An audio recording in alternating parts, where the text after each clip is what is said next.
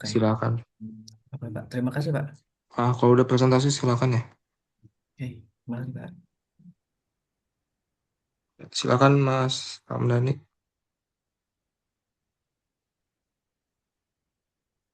Baik Pak, terlihat Pak. Ya, terlihat. Assalamualaikum warahmatullahi wabarakatuh. Perkenalkan, nama saya Muhammad Ramdhani. Di sini saya akan memaparkan laporan hasil kerja praktek dengan judul Studi Penerapan Sistem Prediksi Kebutuhan Bahan Baku Produksi Baja Lapis Menggunakan Machine Learning pada Lini Continuous Galvanizing Line atau CGL.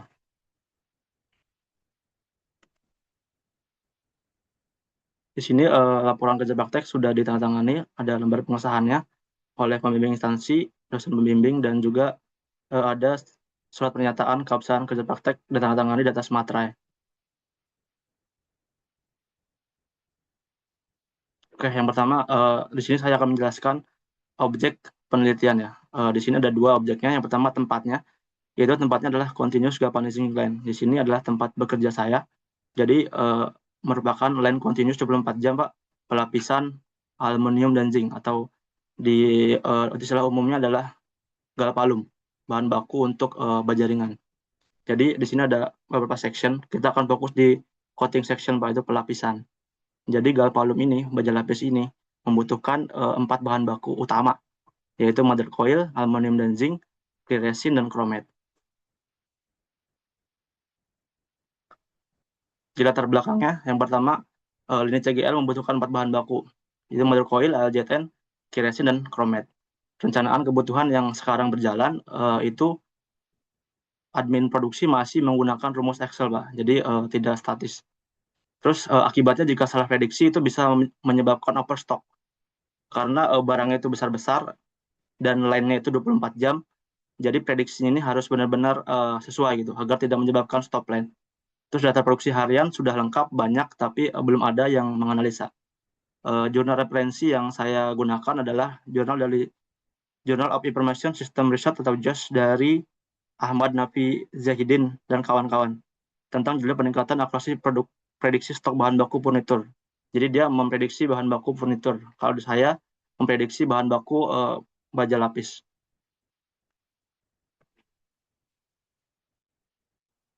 Selanjutnya rumusan masalah dan tujuan. Rumusan masalahnya adalah permasalahannya perencanaan bahan baku masih dilakukan secara manual, jadi rentan terhadap kesalahan estimasi. Yang kedua, estimasi kebutuhan material tidak akurat, menyebabkan terjadi overstock maupun understock. Yang ketiga, data produksi per coil belum dimanfaatkan secara optimal. Jadi potensi data historis tidak tergali. Yang keempat, tolak ukur perencanaan masih berbasis rumus manual Excel. Jadi masih adaptif terhadap variasi data dan tidak terukur secara statistik. Jadi masalahnya adalah bagaimana membangun model prediksi kebutuhan bahan baku dan CGL menggunakan machine learning dan algoritma mana yang paling akurat. Dan tujuannya adalah yang pertama untuk membangun model prediksi MLR dan random forest. Yang kedua, membandingkan nih akurasi mana yang terbaik dari kedua metode di atas.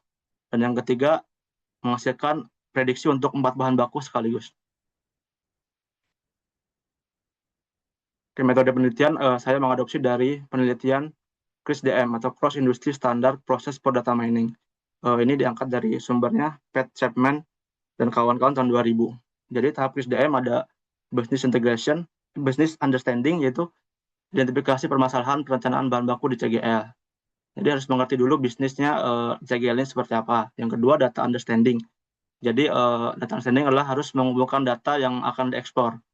Yang ketiga, data preparation. Data preparation adalah seleksi kolom, pengecekan missing value, dan split data. Selanjutnya ada modeling, adalah pembangunan model, MLR, dan random forest. Dan evaluasi ada 3 metrik, yaitu MAE, RMSE, dan R-square. Dan selanjutnya ada tahap deploy, implementasi program inference berbasis Python. Jadi KSDM di sini sebenarnya dilakukan secara berulang untuk pengembangan dan perbaikan model. Namun di sini saya hanya menggunakan satu kali siklus ya, karena keterbatasan waktu kerja praktek. Di sini datasetnya berupa file Excel ya, 8.918 baris dari data bulan Januari sampai April 2026. Ini data hasil produksinya. Terus terdiri 18 kolom, dan 9 kolom untuk inputnya dan 4 kolom untuk targetnya.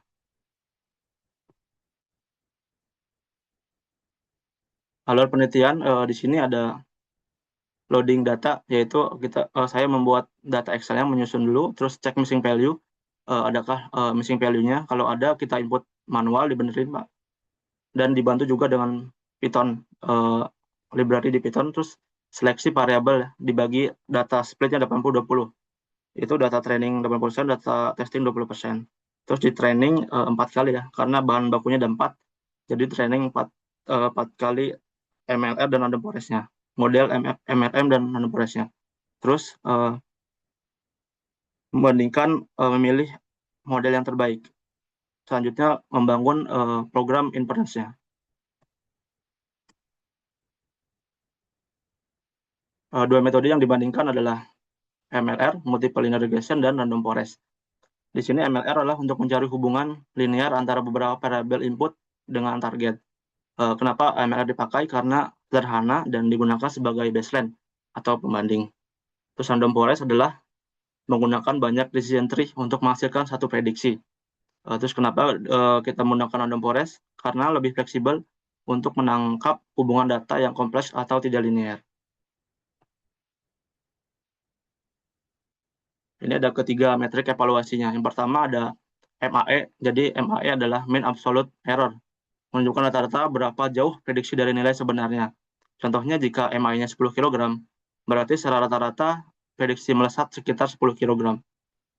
Jadi data prediksi dengan aktual dan melesetnya hanya 10 kg saja. Dan RMSE juga mengukur kesalahan prediksi, tetapi lebih sensitif terhadap kesalahan yang besar. Dan R-square menunjukkan seberapa baik model menjalankan pada data. Contohnya R-square 0,98. Berarti kemampuan atau performa modelnya sangat tinggi dalam menjelaskan pada si target. Ini rumusnya, formulanya. Saya tidak menggunakan manual, tapi dibantu dengan tools Google Colabs dan library scikit-learn di Python.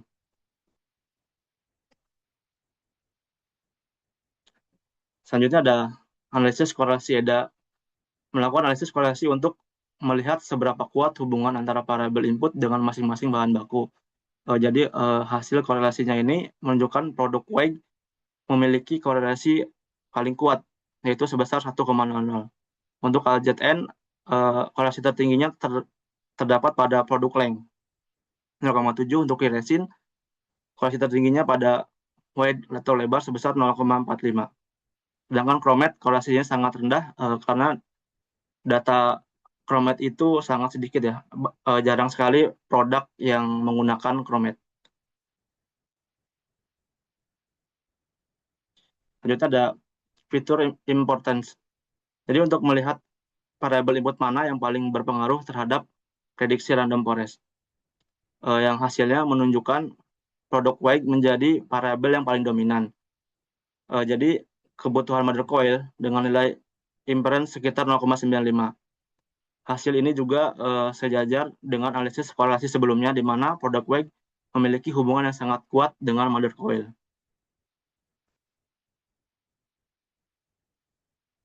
Di sini ada hasil evaluasi modelnya ya. Jadi perbahan bakunya antara MLM dan random forest sudah terlihat.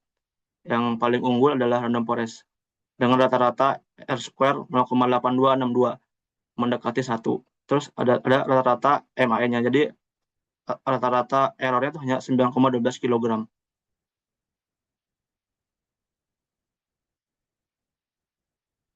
Untuk implementasi program inference saya buat sederhana di program Google Colabs-nya menggunakan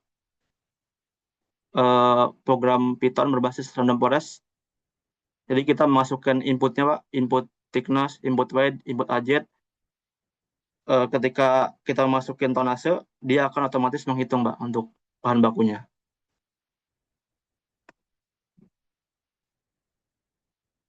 Nah, untuk kesimpulannya, yang pertama, model prediksi berhasil dibangun untuk 4 bahan baku menggunakan MLR dan random forest.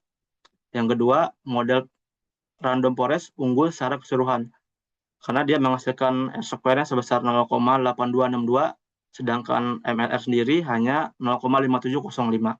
Terus yang ketiga, mendapatkan akurasi model per bahan baku random forest. Jadi kita mendapatkan uh, detail performa modelnya.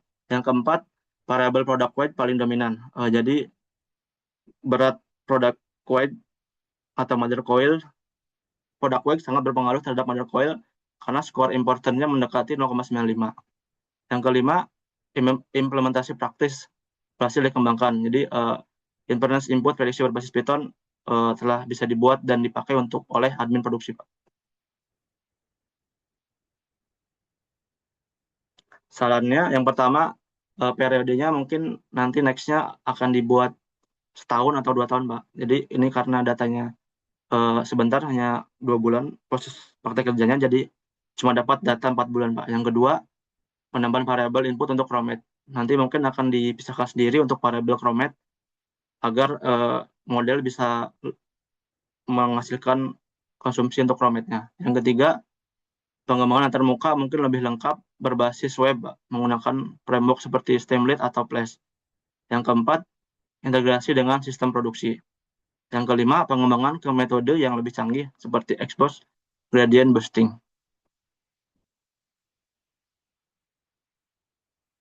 Di sini ada 18 chapter pustaka yang saya pakai, Pak. Mungkin ini saja, Pak. Cukup. Terima kasih. Baik, pertanyaan dari saya cukup satu sih Mas. Ya, Ini Pak. udah pernah dicoba margin of error-nya belum? Kayak yang awalnya ini seperti apa? Kalau kita ingin melakukan pemesanan agar tidak oversupply, kemudian pas dilakukan menggunakan AI ini lebih efektif yang mana itu pernah dilakukan, Bu? Sejauh ini belum, Pak. Karena mungkin ada tahapan-tahapan untuk persetujuannya, Pak. Jadi karena KP-nya singkat dan datanya mungkin kurang banyak, Pak. Jadi perusahaan kurang, pembimbing intasi juga kurang pede gitu, Pak. Perlu pelengkapan data yang lebih banyak lagi, Pak. Tapi Mas kayak pernah nggak kayak coba sendiri aja dulu nih, tapi kalau untuk pemesanan ya masih manual gitu.